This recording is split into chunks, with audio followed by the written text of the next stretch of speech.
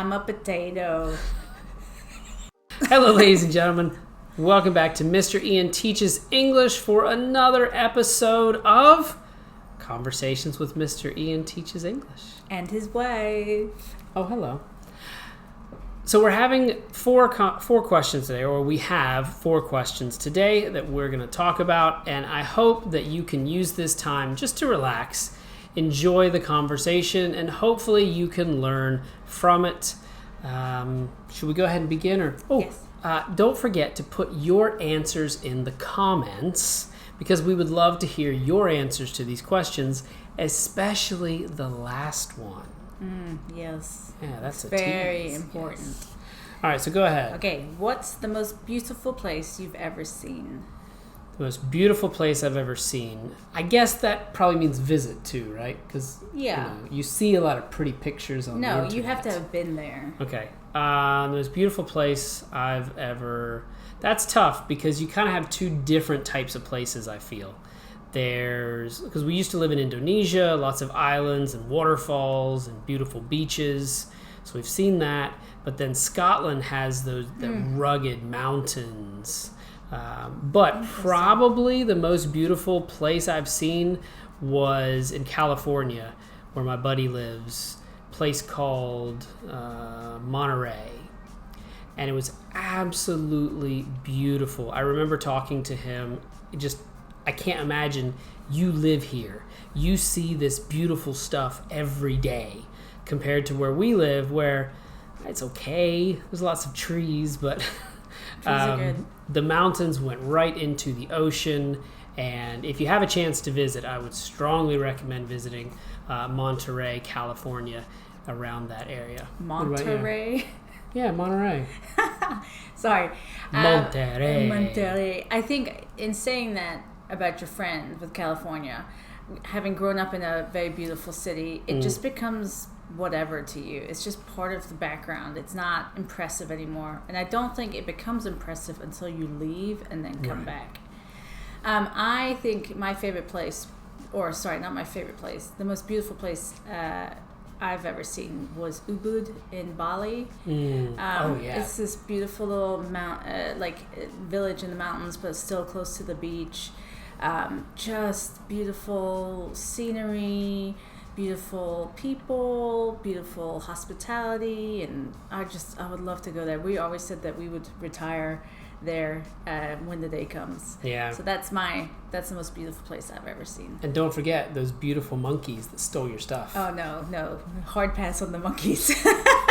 Those are mean. Oh yeah. Oh now yes.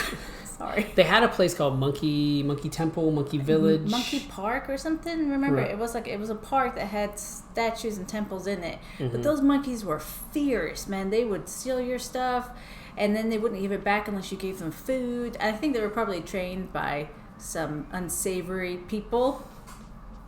Yep. But very interesting to have your lunch stolen by a monkey and then held ransom. Yes, definitely an adventurous place. Yeah. Okay, next question. Question number 2. What was your favorite toy growing up? My favorite toy growing up, which I still have, and I still sleep with at night, I don't care if you judge me, is George, my rabbit. And he is a stuffed toy rabbit, and he's looking a little worse for wear now. I got him when I was 5 on a boat trip with my mom and my stepdad and my sister. And I've always had him. I've taken him to every country we've ever lived in. And he's my little comfort toy. Tell the story about how you got him, though, how you chose him. Oh, are you sure? It's cute. Okay. It's cute. So we were on this ferry going someplace with my family. And we went to the gift store. And in this gift store, there were a bunch of stuffed animals. And some of them were these long dogs, and there were bears, and then there were these rabbits, and I really wanted one of the dogs. The dogs looked so sweet and cute and fluffy. And then the rabbits, there were ones that had a pink ribbon around their neck, and there was one that had a blue ribbon around its neck. And me being 5 and the person that I am, I was I really want this dog stuffed toy. But this rabbit with the blue ribbon is the last one. He's the last one. He can't be left alone. What if nobody ever buys him? So I got the rabbit, even though I wanted the dog. And that says a lot about my personality. So sweet. You didn't want that stuffed dog to be alone. No, the stuffed rabbit to be alone. Sorry, stuffed rabbit. Yeah. Yeah. It was a cute story. So now he's been with me for 30 plus years. Yeah, cute story. What about you? You have to answer too. Yeah. Well, my favorite toy, this is pretty easy. Not a single toy, but a collection of toys were my Star Wars action figures when I was a kid. I saw Star Wars about the same time. I think I was 5 or 6. I still remember my dad called me into the room and showed me Star Wars, and I was hooked. Star Wars was my favorite thing ever from that day forward. So I had a lot of Star Wars toys. I actually had a shelf in my room where I had all my Star Wars toys. Actually, kind of similar to the shelf we have in now. The videos now. But every week when I had to clean my room, I would move them to create a new scene. Bless. So I even, and that was when I was a teenager. So I've always loved Star Wars toys. Even have given some of them to our kids now. Which honestly is a waste because they just destroy them. Yeah, but still, I like them. That's cute. And that, you still love Star Wars. I do. So I think isn't that interesting? We both pick things that still mean a lot to us. I think that's why they were important. Yeah. You know? Yeah. Okay, question number 3. What do you want to be remembered for? Well, I don't want to be remembered for a long time. But what do I want to be remembered for? I want to be remembered as like a patriarch of the family. Okay. I want to be remembered as somebody who took care of his family and somebody who could be trusted and had wisdom and good advice and worked hard and provided. Kind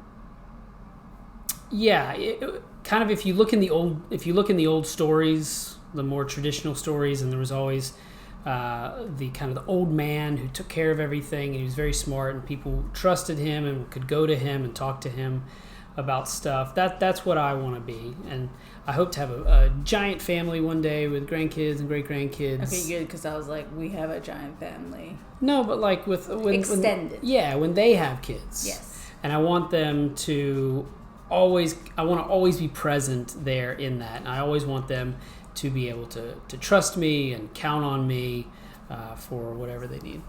That's very sweet. That's very you. What about you? So mine is kind of twofold. I would love to be remembered for being generous with my time, our money, our home, everything. I want people to feel like they can come here and be at home and feel safe.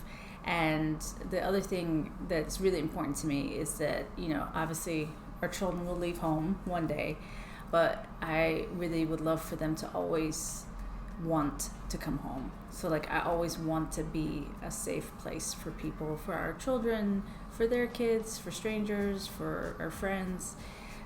So just being generous with everything that we have.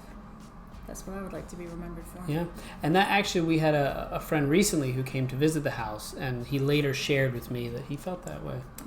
That makes me feel very happy. Yeah, when he came to the house, he's like, man, I feel at home. I feel like this is a good and comfortable place, and I know you want that. That is true. Yes, I do. So come over. Yeah, come hang out, guys. But we're not telling you our address. Okay, last question. This is the biggie. This is the one you've all been waiting for. Yes, it is. And this is the one I want to see in the comments what you choose. All right? You're asking this one, right? No, you are. I asked the Okay, are third you ready one. for this? Yes, I'm ready. You thought about this? Yes. Okay. Yes. Would you rather look or feel like a potato? I'm a potato. I would rather feel like a potato. I really, really do not want to look like a potato. And if I feel like a potato, maybe it's like one of those ones that are super fluffy and light on the inside. When you cut it open and it's all fluffy and you put butter on it and it melts and it's Are you delicious. talking about a baked potato? Yeah, baked potato. I'd rather feel like a baked potato than look like any kind of potato. That's my answer. So, hold on. Are we talking about a raw potato or cooked potatoes? I think it doesn't matter either. No, I think it really matters because Why if it's a does it- raw potato, Fine, then I'd you still... can't really do the baked potato. Or you could say a French fry. Okay, Do fine. I look like a French fry? Listen, I still would rather feel like a potato in any shape or form than look like a potato in any shape or form. Does that satisfy you? Yeah, Okay, now it's your turn. I think you're wrong. Go on, give us your answer. Ian. I don't know how a potato feels. Oh my I gosh, can imagine. why you like this? I can imagine that potatoes don't really feel energetic, and they don't really feel like getting things done. And I've never seen a potato with a YouTube channel. This is, no, you are getting too involved.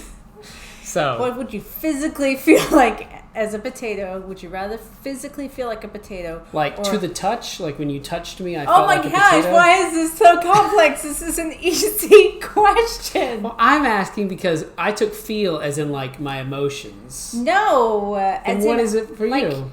How you feel it in your body, like how you would feel like a potato in your body, like a sack of potatoes, right? Makes you feel heavy and downtrodden a bit.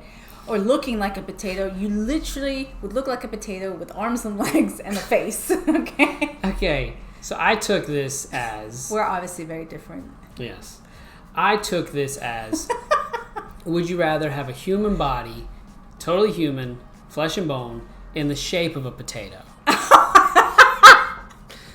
Okay. Or would you feel like the emotions of a potato? potato's not a living thing. Exactly, It has no which is why emotions. this is difficult. But if you were to say, my skin feels like a potato skin, that might change my answer. I still think I'm going to go with look like a potato. Because there's too much uncertainty. There's too much uncertainty in how a potato feels. I do not want my skin to feel like a potato. I also don't want to have the emotions of a potato that just sits underground and gets nibbled on by little creatures all the Oh time. my They gosh. can't be happy. Potatoes can't be happy, and I want to be happy, even if I think we look need to like a end it potato. here.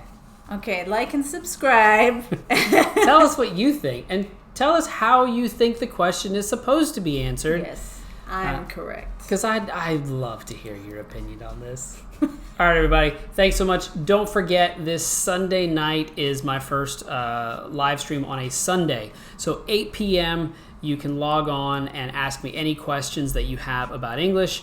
Don't forget to check out the other videos as well and give me suggestions if you have any. But thank you for your time. We'll see you next week. I'm a potato.